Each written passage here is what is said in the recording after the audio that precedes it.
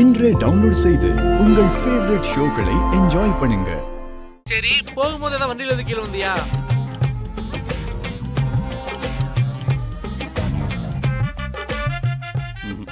இல்லடா மாப்பிள்ள, வாய்ப்பே இல்லை. பைக் ஒரு சின்ன கீறல் கூட இல்லையே. நீ தகராறும் பண்ணல, இந்த ஊர்ல ஒன்னு அடிக்கிறதுக்கு எவனுமே கிடையாது. பைக்கும் கீழே விழல. சரி விடு, ஏதோ ஒன்று நடந்திருக்கு. உயிரோட தானே இருக்கப்ப. டேய், அது எனக்கு தெரியும்டா. அவன் யாரா இருந்தாலும் நான் சும்மா விட மாட்டேன். என் மேல கை வச்ச என்ன அவன் நான் காட்டுறேன். இவன் இந்த பிரச்சனை சும்மா விட மாட்டான் போலயே.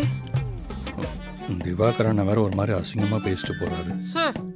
ஏண்டா, உங்க அண்ணன் என்னைக்கிடா உன்னை பத்தி நல்ல விதமா பேசியிருக்காரு? எப்பவுமே அவர் உன்னை மட்டம் தட்டி தானே இருப்பாரு. இங்க பாரு, நீ எதுக்கும் கவலைப்படாத. என்னன்னு பார்த்து கண்டுபிடிச்சிடலாம், சரியா? நீ கூலா மட்டும் இருமாப்ல, நான் இருக்கேனா இல்லையா?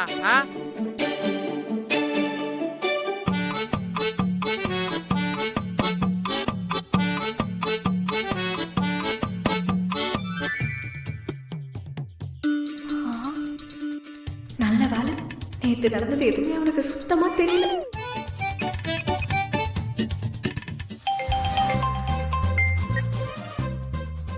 சொல்லுங்க. சிஸ்டர், நான் உங்க பிரதர் பாண்டி பேசுறேன். தெரியுது, சொல்லுங்க. எனக்கு ஒரு டவுட் கேட்கணும். என்ன டவுட்? கேளுங்க. நேற்று கருணா என் கூட சரக்கு அடிச்சான். மனசு வேற ஒரு மாதிரியா இருக்குன்னு சொன்னானா, ஒரு மாதிரியா டிஸ்டர்பன்ஸா இருக்குன்னா அவங்க அம்மா ஞாபகத்துல தான் நினைக்கிறேன். மனசு கொஞ்சம் ஆறுதலா இருக்கட்டும்னு நான் தான் குடிக்க வச்சேன். ஓஹோ, நீங்க தான் அந்த புண்ணியமானா? சிஸ்டர், உங்களுக்கு பிடிக்காதுன்னு தெரியும். டிஸ்டர்பா இருந்தானா அதான் பாவம் ஒரு ஃப்ரெண்ட்ஷிப்பா ஆறுதலா இருக்கட்டும்னு சொல்லி குடிக்க வச்சேன். சரி, அவன் எத்தனை மணிக்கு வீட்டுக்கு வந்தான்? மணி ஒரு 9:30 மணி இருக்கும். 9:30 மணினா இங்கேருந்து 9 மணிக்கு கிளம்புனா டிராவல் டைம்னா கரெக்டா தான் இருக்கு. வெளியே எங்கேயும் போயிட்டு வந்துருப்பானோ? அதெல்லாம் எனக்கு தெரியாது. எதுக்கு கேக்குறீங்க?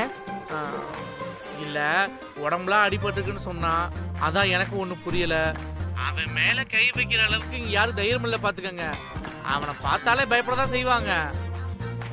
என்ன நடந்ததுன்னு தெரியாம அவன் ரொம்ப குழப்பத்துல இருக்கான்னு நினைக்கிறேன்.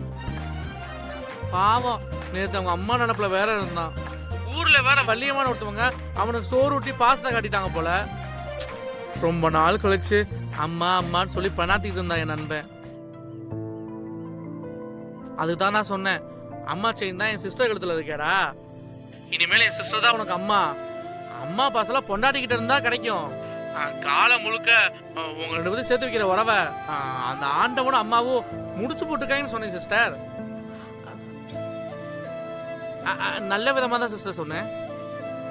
அதனால அவன் ரொம்ப எமோஷன் ஆயிட்டான். அந்த மனநிலை தான் வீட்டுக்கு வந்திருப்பான். ஆனா அவனுக்கு என்ன நடந்துச்சுன்னு தெரியலன்னு சொல்றானே. எனக்கு அதுதான் ஒண்ணுமே புரிய மாட்டுது. சரி, ஓகே சிஸ்டர், நீங்க வேலையை பாருங்க, நானும் வேலையை பாக்குறேன். வச்சுட்டாங்க போல. அந்த தாலி செயினுக்காக தான் பக்கத்துல வந்திருக்கான். இது கூட தெரியாம அவசரப்பட்டுட்டேனே.